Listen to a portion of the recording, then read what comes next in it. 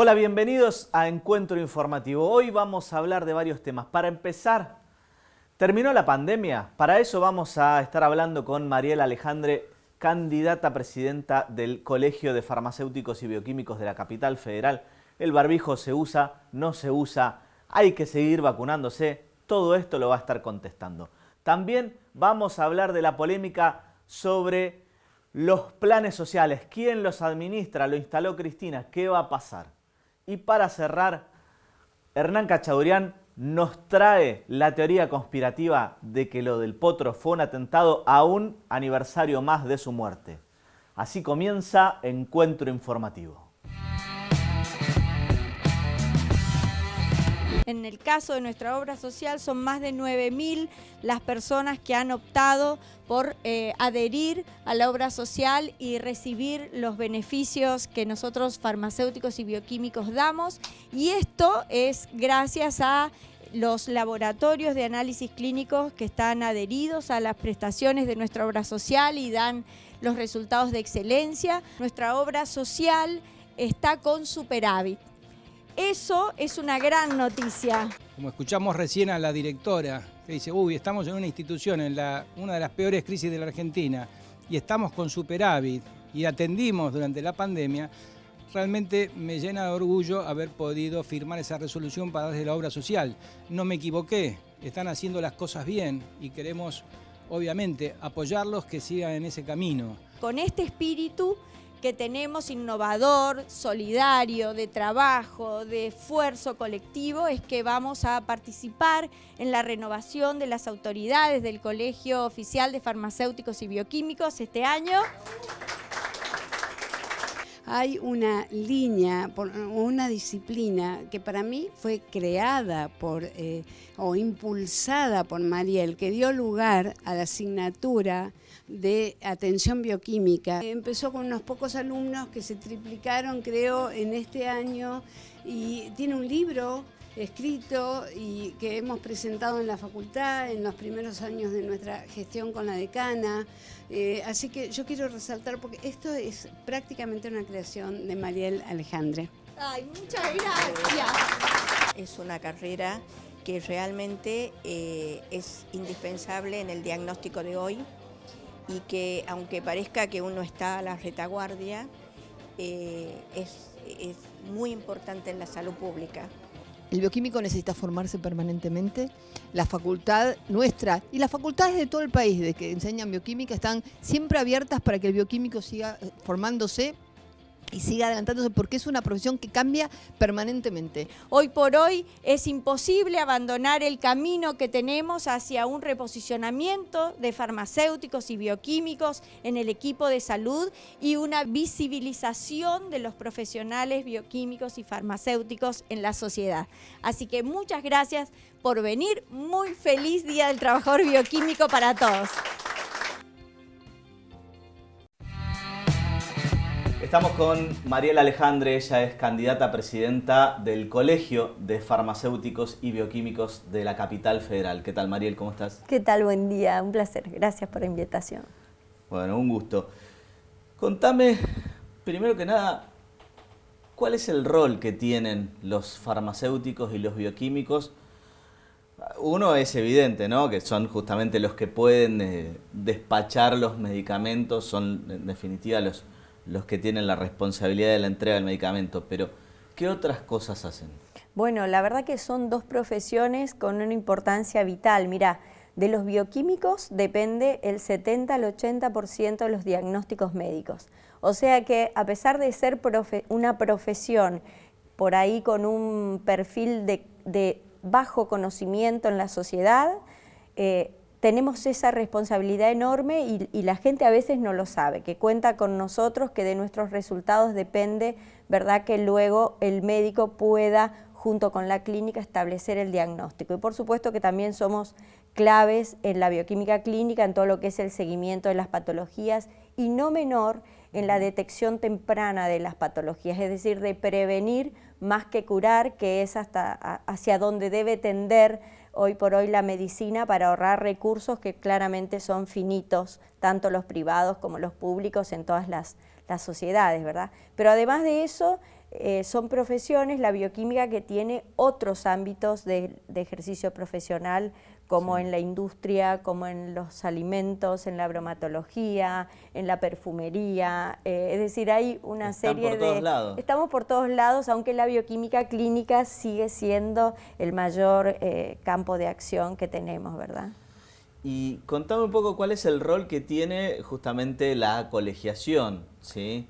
Bueno, el colegio es una de las instituciones más importantes que tenemos como profesionales, y la verdad es que maneja todo lo que es la deontología de la profesión, es decir, le asegura a la sociedad la capacitación continua de todos los profesionales que tienen en sus manos el cuidado de la salud pública y las demás actividades. Y además cuida las incumbencias profesionales, es decir, un colegio fuerte es un colegio que mantiene a sus colegiados en sus lugares de trabajo sin que los pierdan, sin que otras profesiones generen intrusiones que hagan que luego uno no pueda desempeñarse o comparta un ámbito de desempeño, cuando la verdad es que la formación que tenemos nosotros, más larga, de 5 años y medio o 6 en las universidades, es la que nos califica junto con los posgrados para estar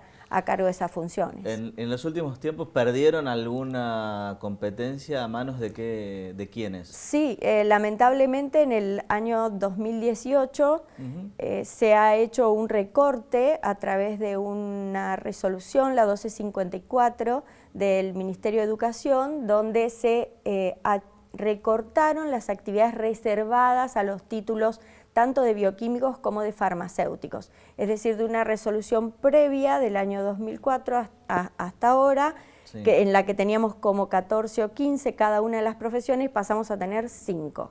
Y eso habla de un rol pobre, digamos, de la institución, que sobre todo es la que debe defender ese tipo de claro, cuestiones. Porque, a ver, yo recuerdo, por ejemplo, cuando los escribanos intentan hacer justamente las sucesiones, que es algo que no les corresponde como incumbencia, el colegio sale a defender, el colegio de abogados, ¿no? Sale a defender con uñas y dientes esa incumbencia, primero instalando en la sociedad, digo, el colegio ha desplegado todo su potencial para instalar en la sociedad el por qué no conviene, ¿sí?, hacerlo mediante escribano. Empecemos por una cuestión básica, ¿no? En el caso de una sucesión, que es un proceso universal donde todo se concentra ahí, bueno, sin ánimo de desconfiar de nadie, es mucho más fácil realizar un fraude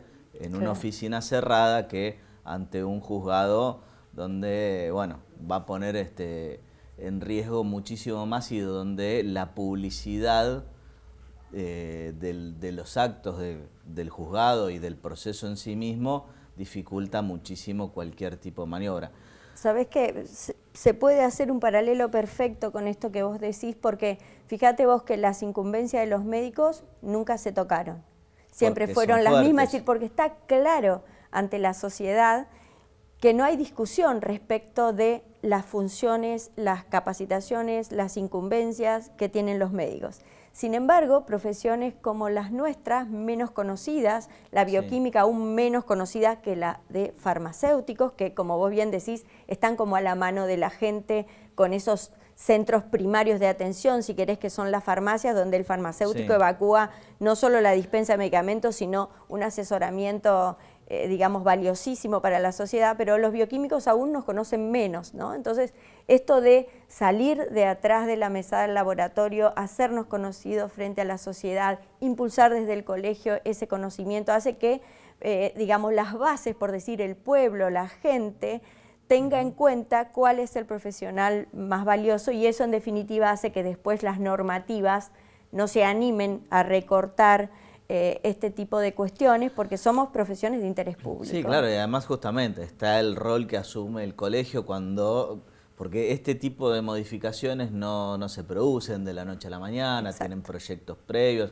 estas cuestiones se circularizan, y además es justamente es uno de los roles de cada colegio profesional, el estar atento a este tipo de cosas. Es decir, que cuando salen es que no se hizo nada, durmiendo la siesta. Y claro, tal cual lo que vos decís, como esto lleva un proceso, es imperdonable la falta de alerta o de conocimiento o de ganas de trabajar para que eso no ocurra, que han tenido las autoridades, porque de hecho ha salido. Es decir, desde una propuesta de un Ministerio de Educación que obviamente tiene muchas titulaciones y tiene que asegurar el trabajo de todos sus egresados, no hubo un freno de las instituciones más importantes, como es el colegio, para que digan, bueno, perfecto, dale trabajo a estas otras titulaciones, pero de ninguna manera eso tiene que ir en contra de cortar las incumbencias de los profesionales que más están capacitados, porque ¿sabes qué? De esto depende la salud pública de la gente, entonces hay cosas con las que no se puede negociar, no solo desde un punto de vista, si vos querés, corporativo, que en este caso sería corporativo en el buen sentido, sino desde un punto de vista de la sociedad y de lo que impacta en la gente, ¿no? Claro, es que además cuando digamos, determinadas cosas las hace gente que no tiene la capacitación necesaria, sale mal. No sirve. Uno de los ejemplos que yo siempre doy es cada vez que a alguien le ofrecen un asesoramiento jurídico gratuito, especialmente me refiero a los casos, por ejemplo, de ANSES o de la CRT, que ofrecen un asesoramiento jurídico gratuito, eso no es en beneficio de la gente, eso es en perjuicio de la gente, porque si se asesoran correctamente con un abogado que represente sus intereses, entonces, hablando en criollo, no los van a cagar. Cosa que sí hacen los abogados que en definitiva son contratados por el organismo y que buscan la mayor rentabilidad en el caso de la CRT o el menor gasto en el caso del ANSES para el organismo al cual representan.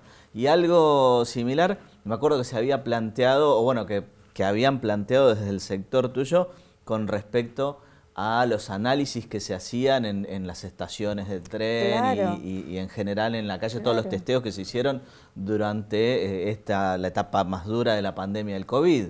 Claro, porque imagínate que cuánto peor es cuando esta mala praxis a la que vos te referías recién en tu ámbito profesional se da en el ámbito de la salud, donde un mal diagnóstico, una falta de diagnóstico, un diagnóstico errado impacta directamente en los tiempos que esa persona tiene para el cuidado de su propia salud, para revertir una situación de enfermedad, para prevenir una situación de enfermedad. Y esto lo vimos en el desarrollo de la pandemia. Nosotros nos hemos ofrecido como profesionales para estar en esos puestos de cuidado de salud. En algunos gobiernos como los nacionales no tuvimos la posibilidad de un feedback positivo.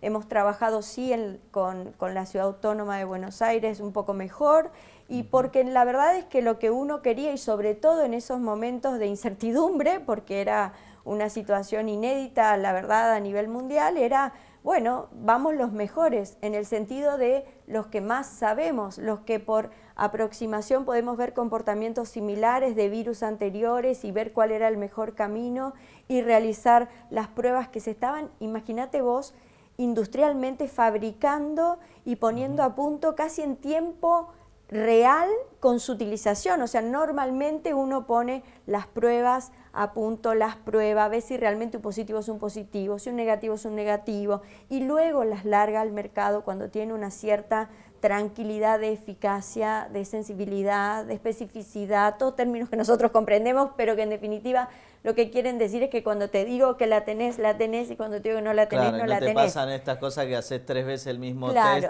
para que al final te dé.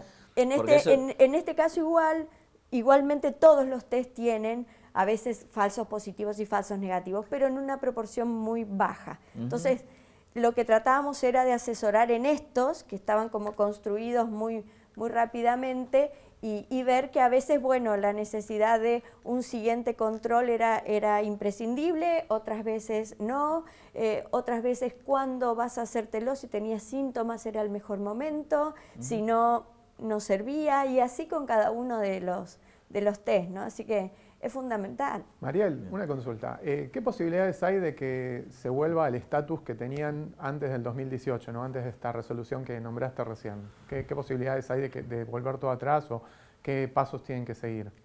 Hay que hacer un trabajo enorme, porque claramente cuando estas resoluciones que nosotros hemos tratado de apelar y de presentar papeles y hay algún expediente dando vuelta desde otras organizaciones, no lamentablemente desde el colegio, para revertirlas, bueno, hay que hacer un trabajo superior respecto de cuando antes que estaban instaladas. Claro. Seguramente va a determinar, o el camino va a estar por varios lados. Por un lado, lo que nosotros tenemos como compromiso social para la gestión, que es esto de abrir las puertas del colegio a la sociedad, a dar a la gente la real importancia de estas profesiones, hacer ese trabajo de campo que tanta falta hace para reposicionar a farmacéuticos y a bioquímicos frente a la sociedad, y por otro lado tendrá que ver con el compromiso de gestión y legal que tendríamos que llevar adelante para tratar nuevamente de posicionar a estos profesionales y llevar adelante las cuestiones legales que hagan falta para revertir las resoluciones. Hablábamos recién de la pandemia. Ustedes tuvieron un rol muy activo también durante la pandemia. Sí, éramos y somos los profesionales que estaban y están en la primera línea de fuego. Y lo que ahora nosotros queremos implementar con los distintos organismos es que la gente ya ha comprobado que puede venir a atenderse con primer eslabón en bioquímicos, ¿no? Y en farmacéuticos con el COVID, y eso funcionó muy bien. Entonces hay un planteo nuestro de una atención diferente para lo que es la medicina preventiva y mejorar la calidad de vida de la población, sí, que es establecer estos circuitos inversos de atención también para otras patologías. ¿Cuáles? Las que generan las enfermedades crónicas no transmisibles, que en Argentina son la primera causa de muerte. ¿Cuáles serían, por ejemplo? Diabetes, sí, hipertensión, sí, infartos, digamos, que vienen por temas de taponamientos de las arterias y las venas. Y claro, eso con un análisis tabaco, de sangre lo podés ir previniendo. Exacto, tabaco y algunos cánceres. Entonces es como medio raro que Argentina sí tenga como primer causa de muerte enfermedades que paradójicamente son prevenibles. ¿Y cómo las podemos prevenir? Con un análisis bioquímico que se pueda realizar toda la población en condiciones estandarizadas para que tenga ese resultado un valor epidemiológico, y con esto cambiar, educarlos en hábitos saludables de vida, de alimentación, para que puedan estas personas evitar desarrollar esas enfermedades a futuro. Contame, a ver, rápidamente, por ejemplo, para prevenir infartos, ¿qué cambios básicamente habría que hacer en la alimentación? Bueno, primero tendés que tener, digamos, en línea los niveles de colesterol, grasas, triglicéridos, así para que la gente entienda. Hay alimentos que en general tienden a estabilizar esto, ¿no? Por supuesto, en general una dieta más rica en vegetales, en frutas, en verduras, en pollo, en pescados, se lleva mejor de la mano con tener a raya estos índices bioquímicos que nosotros podemos determinar. Y además, por supuesto, un enemigo enorme es el sedentarismo. La verdad que en la vida que nosotros desarrollamos hace que pasemos muchas horas sentados en nuestros lugares de trabajo, y eso es súper negativo. Así que la realización de alguna actividad diaria como caminata, alguno que se anime más, alguna clase de gimnasia o algún deporte con un control de salud adecuado es primordial. Hay que consumir mucha agua durante el día, 2 litros por día como mínimo, y bueno, tratar de tener a raya el estrés, que en realidad vino el COVID y le quitó un poco el brillo, pero la pandemia del siglo XXI se dice que va a ser el estrés con el que la población vive y se desarrolla habitualmente. Con respecto al COVID, ahora que justamente en la Ciudad de Buenos Aires se está dejando de usar el barbijo, ¿vos considerás que ya que esta medida es correcta, que efectivamente la pandemia, así como la vimos durante más o menos un año, año y medio, está terminada? Digo, vacunación de por medio, por lo que te parezca?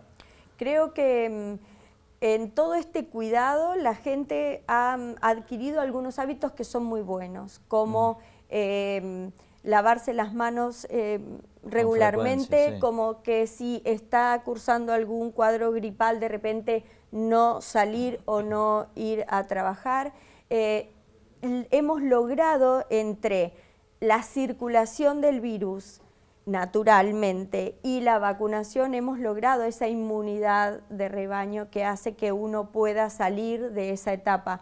Los virus respiratorios nosotros ya sabemos, la gente sabe, estamos acostumbrados a tenerlo, es decir, en todos los inviernos los virus respiratorios giran, la prevalencia de uno o de otro va variando porque mutan y seguramente, bueno, el COVID estará más debilitado, vendrán otras cepas. ¿Por qué en el invierno circulan más? ¿Porque estamos todos como más, digamos, más hacinados?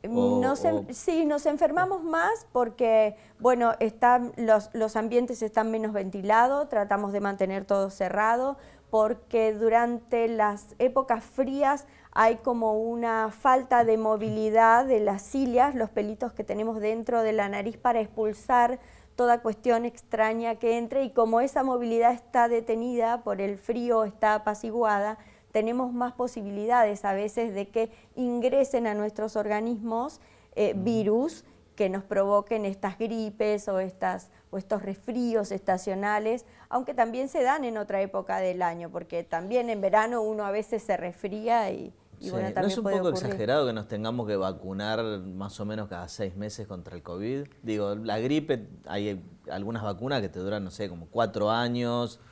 Mira, los virus respiratorios, como mutan, como cambian, en realidad vos sabés que todos los años, antes del invierno, hay una recomendación de salud pública de vacunarse contra el virus de la gripe, que varía la vacuna año tras año, porque lo que se busca es las cepas que circularon en el hemisferio norte en el invierno anterior y es la que va a venir aquí en el invierno nuestro. Entonces con esas cepas se hacen esas vacunas y está recomendado que se vacunen las personas adultas mayores y el personal de salud. Esas son las dos poblaciones que se recomienda vacunar. Y después ya, si hay alguna persona que tiene algún problema particular por el cual se le recomienda especialmente a él, individualmente a él, también se vacuna.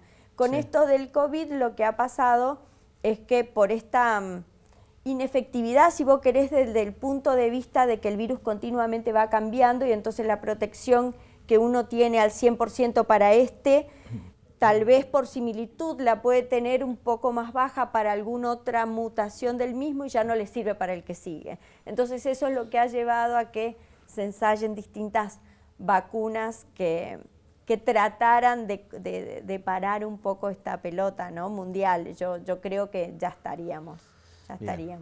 Muchas gracias, Mariel. Al contrario.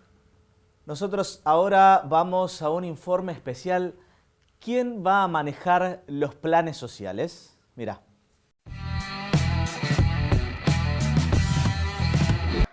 Tenemos 7% de desocupación. Estamos solamente a 1,1 de alcanzar el 5,9 que teníamos allá por el 2015.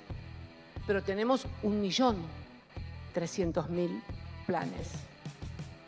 Hay algo que va a haber que revisar. El Estado Nacional debe recuperar el control, la auditoría y la aplicación de las políticas sociales que no pueden seguir tercerizadas. No pueden seguir tercerizadas. El Estado debe recuperar ese rol y transparentar frente a la opinión pública todo esto, porque a mí no me gusta que me quieran convencer que eso es peronismo. Eso no es peronismo. El peronismo es laburo. En general, la política argentina está muy alejada de la realidad. Los dirigentes políticos argentinos hace mucho que perdieron contacto con la realidad. ¿Cristina perdió contacto con la realidad? Vos tenés en las últimas semanas... sí, entonces sí. Yo me gustaría poder ordenar la idea. Algunos lo dicen más entre líneas, más cercanos al presidente. No al presidente, que entiende que hay una cuestión novedosa que es la economía popular, Y también dirigentes allegados a Cristina. Y lo expresó Cristina ayer con toda claridad. Tiene un quilombo con la negrada. No quiere negrada. Es así. Luis. Perdón, amigo. Déjame. Yo te digo lo que veo. Pero ¿por qué no? A ver. Sí. ¿Puedo una tiene un quilombo con los movimientos. Ella no quiere a los movimientos sociales, pero no de ahora. De hace mucho. Que tenga una cuestión utilitaria con los movimientos, bueno, perfecto. El movimiento ideal para ello es la cámpora. Todo pibe blanquito, de clase media, educadito. No, me parece muy duro, muy duro. Pero, bueno, ¿qué me importa? Bueno, los movimientos sociales también, hay muchos que están liderados la verdad, compañero, lo que no tiene pero Luis... A ver, no vamos a estar en un lugar donde no te quieren, donde la jefa... Pero Luis, ¿cómo? No, creo que es una mezcla, insisto, de una discusión y por otro lado, ¿no? Una lucha de poder también. Y los intendentes, en realidad, ¿qué significaría? Las leyes argentinas son claras, leyes laborales. Es decir, si un compañero, la propuesta esta de algunos intendentes, esto de que pasen a trabajar en la intendencia, es decir, es aumentar los trabajadores de la intendencia, es así, digamos, ¿no? Es decir, en realidad es un fraude laboral. Y para hablar de la polémica de los planes sociales, estamos con Diego Chanuar, dirigente del Movimiento Industrialista Nacional. ¿Qué tal, Diego? ¿Cómo estás? ¿Qué tal? ¿Cómo andás? Muchas gracias por la invitación, Juan Pablo. Bueno, ¿es así? ¿Le gustan los blanquitos a Cristina? Bueno, me da la sensación de que tienden a llevar el debate y trabajar sobre hechos consumados que en la Argentina están claros y a la vista de que se ha delegado el orden económico industrial a las multinacionales y nos hacen debatir cuestiones menores desde el punto de vista monetarista, como son políticas de subsidios o políticas de asistenciamiento social.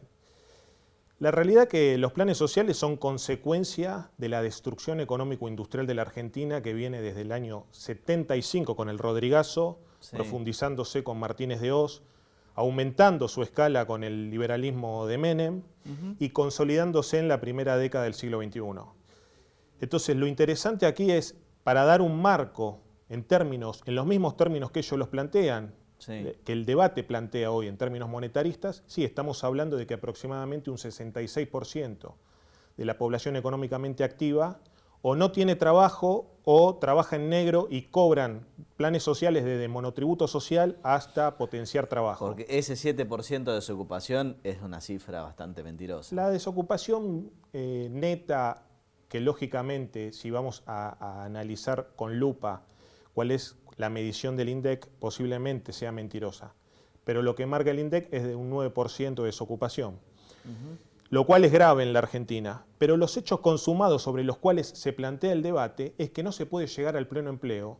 Y ahí es donde la política industrialista que debiéramos plantear debe hacer pie sobre el ordenamiento rector de la economía, que es a partir de las sociedades y corporaciones del Estado, que han sido el instrumento histórico que ha determinado el pleno empleo en la Argentina y ha posibilitado un desarrollo industrial o desarrollo de la nación en sí. Porque si no estamos hablando sobre cuestiones que hoy, Cristina planteaba, no se puede delegar el asistencialismo social en organizaciones sociales. Bueno, lo que nosotros planteamos ya habla de tercerizarlo sin mencionarlo. No, lógico, lo que nosotros planteamos es no se puede delegar el orden rector de la economía nacional en multinacionales que hoy dominan un tercio de nuestro Producto Bruto Interno y que claramente llevan adelante una política en beneficio de naciones industrializadas como pueden ser la Unión Europea, como puede ser los Estados Unidos, como puede ser China, Japón. Entonces, se ha relegado el desarrollo industrial nacional. ¿De qué manera pensás vos que el Estado podría intervenir para revertir esta situación? Esto es muy simple, hay que establecer un orden, en principio, jurídico de la nación. El orden jurídico implica establecer un orden institucional en donde el Congreso ha delegado la política presupuestaria y monetaria al Banco Central y el Banco Central la ha delegado al sistema financiero internacional. El Poder Ejecutivo ha delegado su política administrativa real de conducción de la nación a las multinacionales Hoy tenemos un país fragmentado en 3 partes. Del paralelo 40 lo dominan las políticas del comercio exterior, las grandes graneleras, donde se exporta a través de Brasil principalmente. Sí, o de Paraguay. ¿Y con las mineras? Y con las mineras el mismo orden institucional. Hoy nos rige la ley 24.196 que plantea grandes beneficios impositivos a las multinacionales, donde se plantea la posibilidad de exportar a través del Pacífico, donde se le ha delegado la administración de la cordillera de los Andes a través del Tratado Argentino-Chileno en la década del 90. Entonces, el orden institucional respecto del sistema minero es el que planteó Juan Perón y Sabio en la década del 40, que es la 12.709 y la 12.987, ambas leyes, en donde la Dirección General de Fabricaciones Militares lleva adelante la política de exploración y explotación autónoma del territorio nacional. Fabricaciones Militares está desmantelada hoy. O sea, tenemos que desandar todo. No. Fabricaciones Militares existe con personería jurídica autónoma. Sí. Y que, dicho sea de paso, Mauricio Macri la ha relegado a ser una sociedad del Estado cuando en realidad ha contravenido la propia ley a través de un decreto. Es una corporación del Estado con capacidad pública y privada regulada por la 12.709. Entonces, la posibilidad de reconstruir los cimientos de la nación que no implica el volver a repensar, porque se puede reconstruir bajo el sistema industrial que actualmente existe. Lo que necesitamos es un orden centralizado. YPF tiene que volver a ser una sociedad del Estado 100% estatal. Dirección General de Fabricaciones Militares, regida por la 12.709. La Comisión Nacional de Energía Atómica. No puede ser que actualmente, bajo la Ley de Desarrollo Industrial Nuclear, todavía la actividad nuclear esté bajo sujeta a privatización. Entonces, volver a impulsar la Comisión Nacional de Energía Atómica y el desarrollo de las plantas Candú, con la tecnología conveniente que es uranio natural y agua pesada, es decir, la reactivación de la planta PIAP, el desarrollo de una industria farmacéutica local a través de la Agencia Nacional de Laboratorios Públicos, creada por la propia Cristina Kirchner en el 2013. Y nosotros estamos planteando, bajo nuestros proyectos de ley, el desarrollo de la industria naval, a través de un fondo de desarrollo de la industria naval que hoy tenemos un astillero, Río Santiago, que pareciera que quiere reactivarse. Pareciera, pero no existe políticas claras respecto al astillero Río Santiago y explico por qué. En la década del 90 se lo determinó sujeto a privatización, ley de reforma del Estado y decretos complementarios, y se lo encuadró bajo un sistema de zona franca. Si realmente se quisiera reactivar el astillero Río Santiago, en principio debería haber un orden institucional de la empresa. No tiene personería jurídica propia. La personería con la cual trabaja es un ente autónomo, en la cual el contrato que se hizo de transferencia de activos a la provincia de Buenos Aires desde Nación en la década del 90, estipulaba que la entidad autónoma que tiene que llevar adelante la administración del astillero debe tener como objeto el desguace del propio astillero. Este sistema institucional existe ahora. Entonces, lo primero que se tiene que hacer es sacarlo de la zona franca para poder comercializar con pymes o navalpartistas locales. Y, lógicamente, el restablecer su personería jurídica como astilleros y fábricas navales, sociedad del Estado. Bien. Y te hago una pregunta. De estas cosas que vos planteas, ¿tienen apoyo del Frente de Todos? El apoyo es parcial. Lógicamente que el Frente de Todos y, digamos, el conjunto de movimientos sociales y políticos que existen en la Argentina tienen una visión monetarista y una visión economicista de la política. Esto de querer debatir quién tiene la caja, de cuánto estamos hablando, dan por hecho que el dominio de la política argentina se mantiene bajo organismos internacionales, como puede ser el FMI en términos de ejecución presupuestaria, u organismos productivos como pueden ser las multinacionales que dominan el comercio exterior en la Argentina. Entonces, evidentemente hay que reencauzar la política peronista hacia el verdadero debate que es desde el punto de vista geopolítico, de defensa nacional y de un proyecto de industrialización. ¿El litio podría servir para mejorar esta situación? Digo, ¿cuántos puestos de trabajo pensás que se podrían crear a partir de la explotación del litio y cuánto podría impactar en nuestra economía? La explotación del litio tiene que ser pensada desde el punto de vista de abastecimiento de materia prima al desarrollo industrial. Sí, está claro que si tenemos que industrializar acá, si no, perdimos. Eso está claro. ¿Y qué es lo que está sucediendo en materia de litio? Las provincias como por ejemplo hoy la gran exportadora de litio o de explotación de litio es Jujuy, sí. Están encuadrando el sistema de explotación bajo sistema de zonas francas. ¿Esto qué quiere decir? Que empresas principalmente chinas están operando en nuestros yacimientos y están sacando la mercadería como si fuera mercadería en tránsito. Aspecto que imposibilita de alguna manera el control aduanero sobre las exportaciones que se llevan a cabo y aspecto que lógicamente tiende indudablemente a la exportación de la materia prima. Entonces, pensar en la explotación de nuestros yacimientos, sea litio, sea hidrocarburos, sea oro, plata, cobre, digamos que la Argentina hoy es el 15º exportador de oro del mundo, razón por la cual hay que hacer un llamado de atención a quien gobierna y a quien ha gobernado en los últimos 30 años, en virtud de no tenemos reservas de oro de acuerdo a nuestras propias riquezas. ¿Por qué gran parte de la Patagonia es de extranjeros? Bueno, esto se da efectivamente con el desmantelamiento de la red ferroviaria que unificaba en la década del 50, sí, que unificaba la llanura pampeana con casi 1 millón de kilómetros cuadrados de Patagonia, sí, que tenemos los argentinos.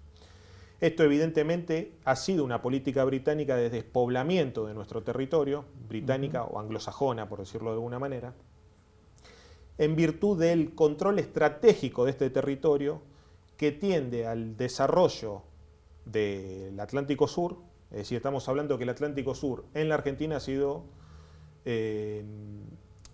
aprobado por Naciones Unidas cerca de 6.500.000 kilómetros cuadrados de plataforma continental.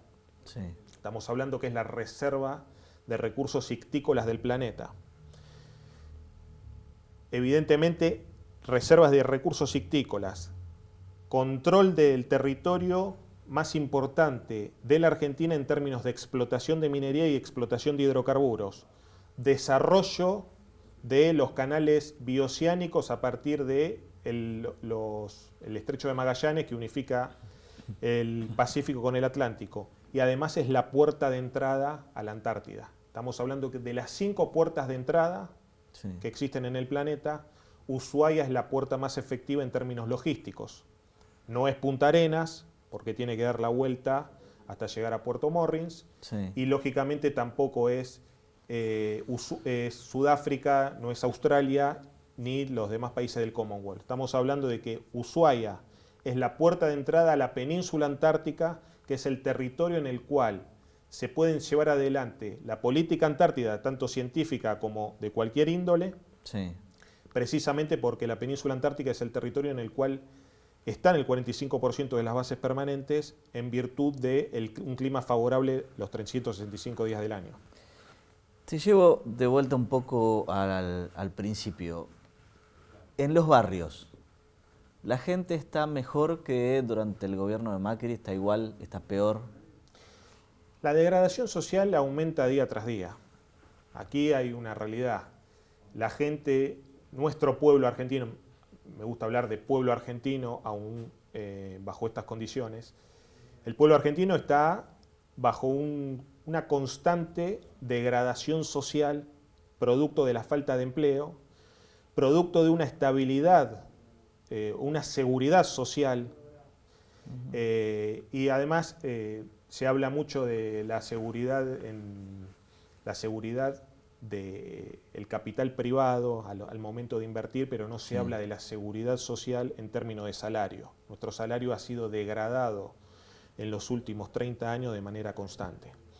Entonces, evidentemente que si no existe un orden rector de las sociedades y corporaciones del Estado en materia de producción de bienes estratégicos, sí, la Argentina no tiene viabilidad, ni como nación, ni tiene viabilidad tampoco desde el punto de vista social de abastecimiento, y lógicamente uno como peronista tiende a la justicia social, que evidentemente ha sido degradada desde la pérdida, desde la delegación del orden económico a empresas multinacionales. ¿Vos estás de acuerdo con esto que se plantea de que intendentes vayan recibiendo, digo, no está claro en qué términos sería, ¿no? Pero vamos a suponer que seamos muy generosos, vamos a suponer que la idea es brindarles trabajo genuino, no bueno, que con el plan vayan a trabajar en la intendencia. ¿Estarías de acuerdo con esta conversión paulatina y que en definitiva vayan quedando bajo la órbita de los intendentes del conurbano principalmente? Si hablamos de trabajo genuino, nosotros tendemos, y ya lo explicó Perón en su libro Desarrollo Económico, tendemos hacia una política centralizada del Estado Nacional y descentralizada en las 24 jurisdicciones nacionales. Entonces, evidentemente que el sistema de desarrollo de trabajo tiene que tender hacia una política de concentración del Estado Nacional a partir de sus corporaciones del Estado, y sí, las sociedades del Estado pueden ser transferidas a las provincias, pero manteniendo el orden ejecutivo impartido por el Estado Nacional. Nunca debemos perder este orden nacional desde el punto de vista estratégico, porque es evidentemente lo que sustenta a la nación. Si nosotros delegamos el orden de planificación de las industrias estratégicas, estamos fragmentando la unidad nacional y evidentemente estamos, de alguna manera, llevando adelante políticas en detrimento de el orden nacional y en función de lo que ya planteó los Estados Unidos como proyecto para la Argentina, que es fragmentar al país en su máxima posibilidad, que es la que plantea Cornejo hoy en día a partir de una política de secesión. Te hago la última. ¿Cristina quiere desmantelar a los movimientos sociales? Bueno, eso habría que preguntárselo a ella. Evidentemente, el hecho de comprender de dónde surgen los movimientos sociales implica que evidentemente, a medida que se impulse una política de industrialización, deberían ir reconvirtiéndose hacia partidos políticos con capacidad de presentar proyectos e institucionalizarse desde el punto de vista partidario. Si no es bajo esta óptica,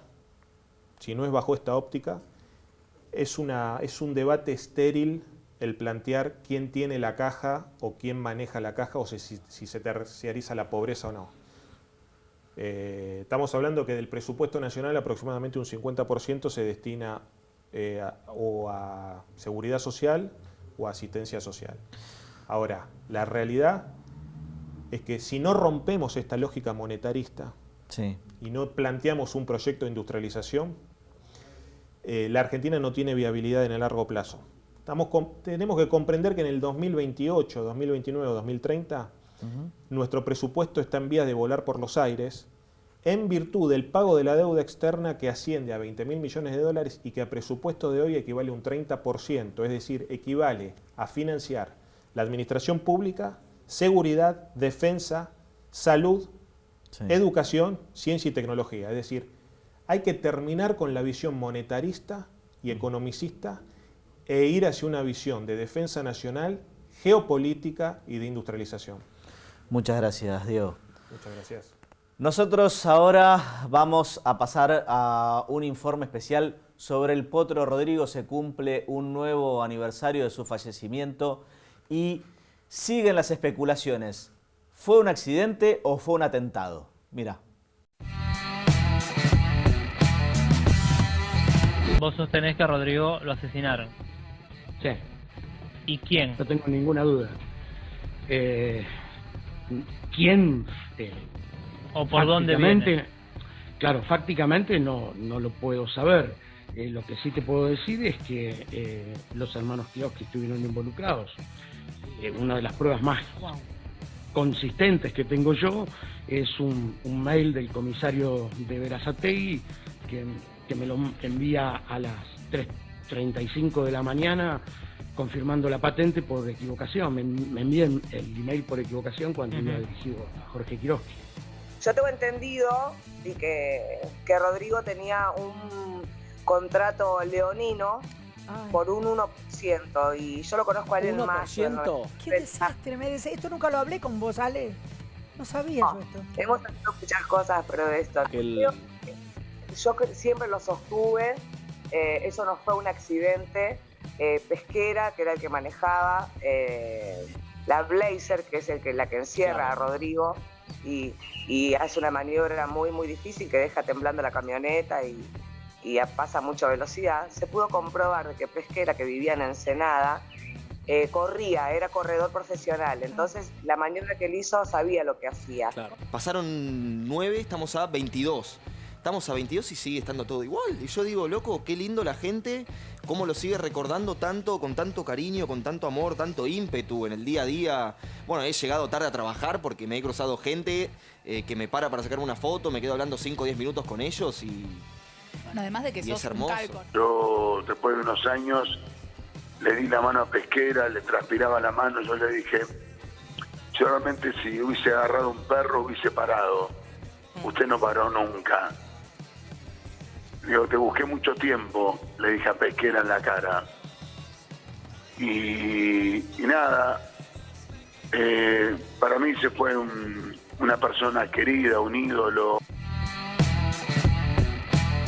Acá estamos con mi amigo Hernán Cachadurian en un nuevo aniversario del fallecimiento del Potro, y esta vez me traes una teoría conspirativa. Sí, las teorías conspirativas que en realidad siempre estuvieron, pero que recién ahora, viste que a veces hay que dejar pasar como 20 años, ¿no? y que todas las causas expiren para que la verdad salga a la luz. La verdad salga a la luz, o la supuesta verdad, o nunca lo sabremos, ¿no? Como ocurre siempre.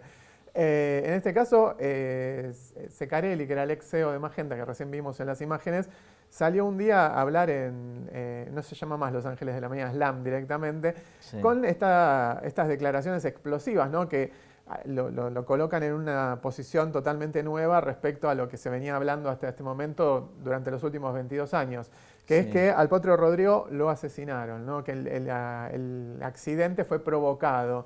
Y esto tiene su hipótesis en que Rodrigo estaba muy cansado, porque claro, en 4 años alcanzó el estrellato y explotó, ¿no? El Potro desde el 96, 97 hasta el 2000 explotó, o sea, fue una carrera meteórica. Creo que muy pocas personas, muy pocos artistas han logrado experimentar esto. Pero vos aprendías la televisión en cualquier momento y en todos los programas estaba en todos Rodrigo. lados, tocaba en todos lados. Exacto, aparecían los programas de Chimé. Entonces, había metido, ¿te acordás? No sé, como un mes seguido de Luna Parks. Claro, y lo peor de todo es que los Luna Parks eran una pequeña muestra, porque ¿de qué viven los artistas? ¿De la venta de los discos? No, eso es un pequeño ingreso. Sí. El real ingreso de los artistas son los recitales, que ellos ahí la sacan limpia, digamos, y no tienen que andar lidiando con las compañías musicales. Entonces, por eso es que los Rolling Stones siguen tocando a los 70 y pico de años, sí, y van cubriendo las posiciones que van quedando libres, ¿no? Con otros músicos emergentes. Pero en este caso, Rodrigo tenía fines de semana que hacía hasta 11 recitales por noche. O sea, tocaba en un boliche 5 canciones, se tocaba como 50 canciones por noche. O sea, sí, eso, digamos, es un definitivamente ritmo, una garganta claro, prodigiosa, porque tenía que aguantar ese ritmo. Exacto. Bueno, justamente hace un rato hablábamos del estrés, ¿no? Como la pandemia del siglo XXI. Y este muchacho pobre, hasta 11 recitales por noche tenía que hacer. Con lo cual ya estaba cansado, quería alargar todo y dedicarse a vivir de la que había ganado, ¿no? Que en ese momento se ganaba bien porque era 1 a 1. Por cada disco que vendías ganabas una cifra considerable. Creo que el 1%, pero vendías 2 millones de discos y tenías una pequeña fortuna. Con lo cual, el tipo quería alargar todo e irse. Los hermanos Kiroski, que eran los dueños de Magenta, no estaban de acuerdo con esto y por eso estaban todo el tiempo con una relación tirante con el manager de ese momento. Y lo cuenta también, bueno, Alejandra Romero, que fue la última pareja, que a veces volvía y se ponía a llorar en su falda porque no quería hacer más 11 recitales por noche. En este caso, hay otra de las declaraciones que hace Ceccarelli, es que el Potro Rodrigo nunca grabó la canción de Maradona. Es decir, esa canción la cantó en los recitales que vos decías hace un rato del Luna Park, pero nunca la llegó a grabar, y que lo hizo un doble de voz, o sea, un tipo que lo imitaba a la perfección y que la grabó él. Y como fundamento dice que él estuvo presente en esa grabación, con lo cual se pone, digamos, en el lugar de testigo. La otra, digamos, yendo a la teoría conspirativa que hablamos recién, es que el famoso empresario Pesquera. hace Alfredo Pesquera, que hace una maniobra que es la que causa que Rodrigo choque con su camioneta y dé 7 vueltas en el aire, es, como decía Alejandra Romero, supuestamente era corredor profesional, pero aparte de eso, el accidente de Rodrigo fue lo peor que le pudo pasar a Pesquera. ¿Por qué? Porque Pesquera vivía en el anonimato, porque era un estafador profesional que había hecho toda una estafa desde el año 93-94 con autos importados que supuestamente él sacaba los conseguía de depósitos fiscales y los vendía en cuotas cómodas. Todo el mundo caía, pero nunca te entregaba el auto. Entonces había un montón de gente que se había juntado en una causa común tratando de encontrarlo. Y obviamente el caso de Rodrigo lo puso en la mira, aparecieron fotos. Muy ubicable. Claro, muy ubicable porque el tipo se volaba de todos lados. Eso fue la primera, ¿no? Obviamente después del caso de Rodrigo fue, quedó como no culpable, ¿no? Sí. ¿Y qué pasó? 10 años después, en 2013, aparece muerto. ¿Qué pasó? Aparece muerto con un tiro en la cabeza en su propia camioneta. ¿Qué ocurrió? Alfredo Pesquera aparentemente le debía dinero a Cero Cali, el ex guardaespaldas de Tinelli, ¿no era? No, era, no me acuerdo, bueno, el ex de Delía, no, de Moreno. El ex guardaespaldas de Moreno. Y aparentemente le debían dinero y le manda a Cero Cali, o alguien lo aprieta, un empresario que se llamaba Graffitelli, que se decía era financista, pero apretaba gente en un auto con una Smith & Wesson, ¿no? Y esa misma arma, Pesquera logra arrebatársela y le pone un tiro en la cabeza y lo deja a Graffitelli muerto en su auto con la cara toda destrozada, porque imagínate, una calibre 40 era el arma, así que no quedó nada de su rostro. Paradójicamente, una vez más en su vida, la policía hace las pesquisas y ¿qué ocurre? Encuentran un cabello de Pesquera, que fue la prueba por la cual le ordenaron su detención. Digo paradójicamente porque Pesquera era calvo. Entonces, por un cabello cae Pesquera y obviamente la policía empieza la investigación, sale el ADN, qué sé yo, qué sé cuánto, y Pesquera se ve acorralado y se termina suicidando porque, claro, no tenía salida, digamos, limpia. No iba a poder zafar como había zafado toda su vida, con lo cual termina suicidándose en su camioneta. Y siempre le quedó, digamos, la duda si no era realmente un sicario de la mafia de las bailantas, ¿no? Que en realidad hizo una maniobra a propósito para que Rodrigo caiga, digamos, choque y su camioneta de... Claro, porque en definitiva quien se benefició de todo eso terminó siendo... El sello Magenta, que siguió vendiendo los discos de Rodrigo porque nunca se canceló el contrato ni nada y le convenía a todo el mundo porque claramente el representante iba a seguir ganando dinero, la familia de Rodrigo también iba a tener digamos, su parte, etcétera, etcétera. El foco de conflicto, que era Rodrigo, que no quería trabajar más, ya no estaba. Con lo cual, bueno, queda ahora ver si los hermanos Quiroski van a hacer algún tipo de demanda, van a salir a limpiar su nombre contra su ex CEO o qué va a ocurrir, porque realmente es una situación que los deja muy mal parados, ¿no? Aunque haya pasado 20 años, los deja como responsables del asesinato. Y colorín colorado, este cuento ha terminado. Y también nuestro programa del día de hoy. Nosotros nos vemos la semana que viene con mucho más encuentro informativo. Gracias por estar ahí.